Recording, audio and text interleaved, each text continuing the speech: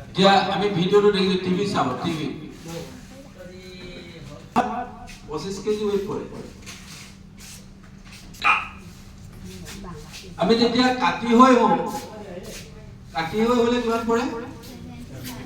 এজন মানুহ যেতিয়া থিয় হৈ থাকে ৰাজহাড়ত কিমান প্ৰেছাৰ পৰে যেতিয়া থিয় হৈ থকা মানুহ অকমান হাওলি দিব তেতিয়া কিমান পৰিব 150 KG the load and leaning forward in the stand. যেতিয়া এজন মানুহে থিয় হৈ থকা বা এটা গধুৰ বস্তু দাঙিব Staying upright will place 100. যেতিয়া এজন মানুহ চকীখনত বহি থাকে